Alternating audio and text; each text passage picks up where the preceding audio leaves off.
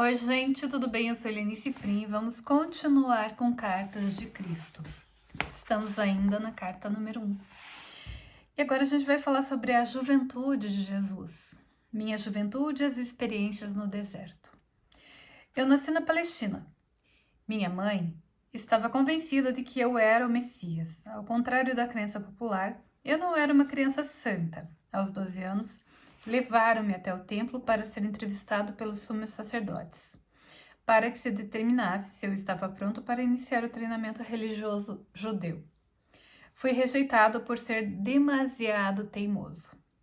Amargamente decepcionada, minha mãe me levou para casa e fez o seu melhor para criar-me na santidade que marcou o seu próprio comportamento em todos os momentos. Aquela era uma tarefa impossível, já que eu era, acima de tudo, um individualista de comportamento indisciplinado. Fiquei ressentido com as orientações de minha mãe e sua tentativa de disciplinar-me. Como jovem, tornei-me impossível de controlar, um verdadeiro rebelde. Rejeitei a adesão incondicional de minha mãe à fé e às tradições judaicas, preferindo o riso às atitudes hipócritas. Recusei-me a aprender um ofício que me confinasse à rotina.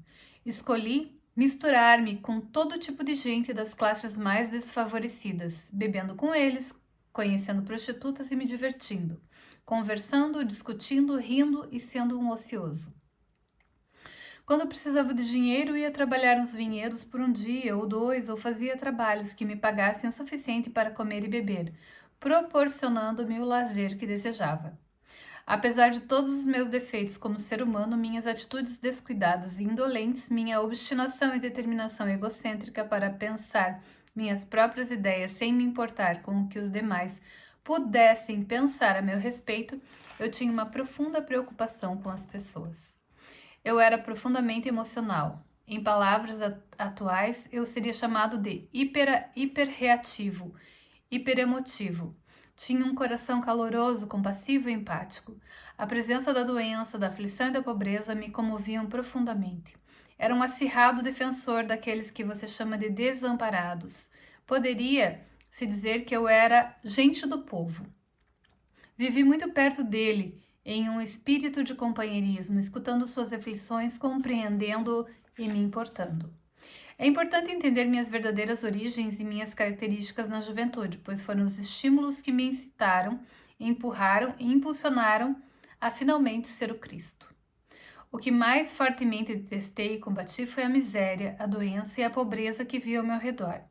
Isso me enfureceu e me tornei estridente e apaixonadamente zangado por ver as pessoas maltrapilhas, magras e famintas, doentes e aleijadas, sendo cruelmente intimidadas pelos líderes judeus que as sobrecarregavam com leis e práticas sem sentido, ameaçando-as com punições de Jeová caso não obedecessem. Declarei a todos os que poderiam escutar-me que aqueles pobres pessoas já suportavam o suficiente para também serem esmagadas por medidas sem sentido e restritivas de prazer. Qual era a razão de viver se não nascíamos para sermos felizes? Recusei-me a acreditar em um Deus justo, segundo as tradições judaicas.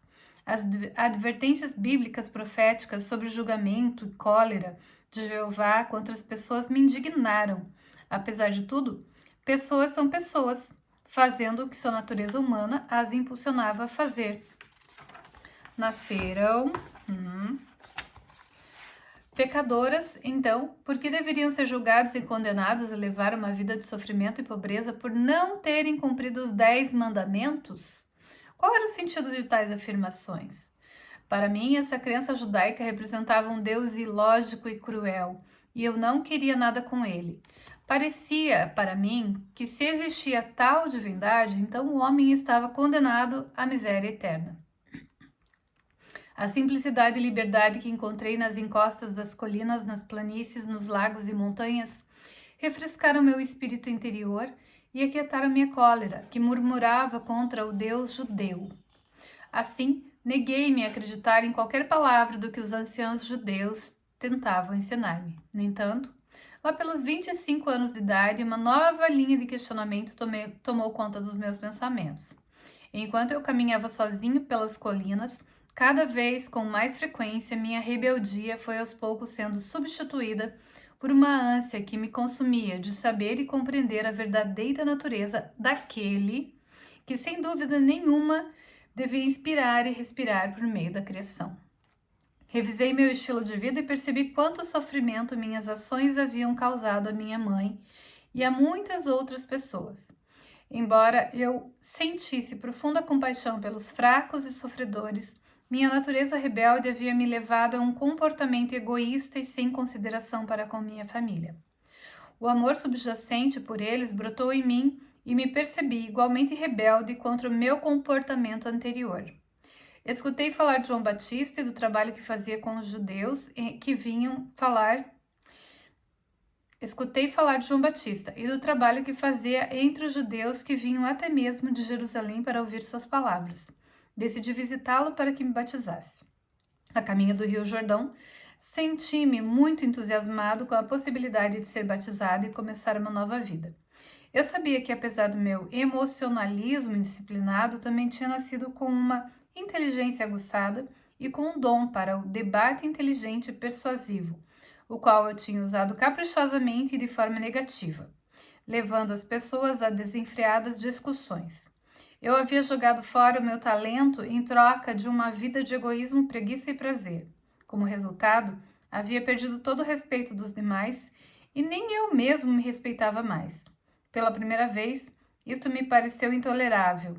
Ocorreu-me que, no futuro, eu poderia e deveria empenhar meus dons naturais para um melhor uso, ao invés de apenas ficar fazendo barulho.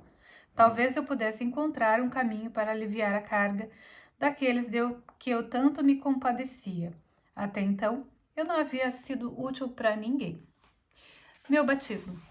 Quando entrei na água do Rio Jordão para ser batizado por João, esperava sentir apenas alívio e a consciência de que pelo menos uma vez havia dado um passo positivo em direção à reforma do meu comportamento. Esperava sentir uma nova determinação para ir para casa e surpreender minha mãe e meus vizinhos com atitudes novas e amáveis em relação a eles. O que realmente aconteceu quando João me batizou foi uma experiência completamente diferente de qualquer coisa que eu poderia ter imaginado possível. Senti uma grande onda de tremenda energia surgindo em meu corpo. Fiquei literalmente chocado com isso. Ao sair da água cambaleando, senti-me elevado em consciência de um modo extraordinário.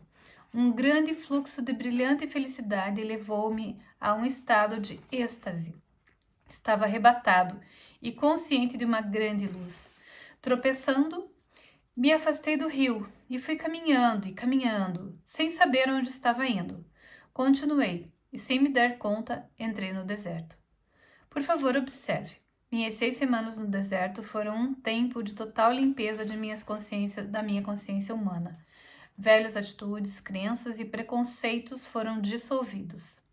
Chegou o momento de compartilhar com as pessoas receptivas tudo o que eu senti, vi, percebi e compreendi. Para ajudar as pessoas a abandonarem a velha imagem de uma divindade bíblica, evitarei me referir a Deus por essa palavra e vou usar uma terminologia projetada para ampliar sua mente, para abraçar aquilo que realmente é, para além de toda forma terrena, cor, som, emoção e compreensão. Essa terminologia se tornará cada vez mais significativa na medida em que você for perseverando na meditação e na oração. E a gente vai deixar para depois, o que ele sentiu quando estava no deserto, porque é bem longo e bem forte. Então, gente, às vezes a gente crê, né, em algo, nossa, foi assim, eu fui assado, a gente fica acreditando em um monte de coisa e não é, né? É uma história que contaram para deixar mais bonita a história. Olha só, uma história que contaram para deixar mais bonita a história, porque se a história não for, às vezes, de acordo com aquilo, com as nossas expectativas, com as nossas crenças, a gente não quer ouvir. Ah, daí não faz sentido, tem que ter brilho, tem que ter emoção, e às vezes é muito mais simples do que a gente imagina. Também não estou dizendo aqui que você precisa acreditar nisso que eu estou lendo para vocês, nas cartas de Cristo, ou num curso em milagres, ou nos Vedas, qualquer coisa. A decisão continua sendo tua. Como diz no 100, um curso em milagres, livre-arbítrio não é o que você pensa. Na livre-arbítrio é só uma questão de tempo. É o tempo que você decide acreditar na verdade e voltar para casa. E é isso aí. Continuamos amanhã.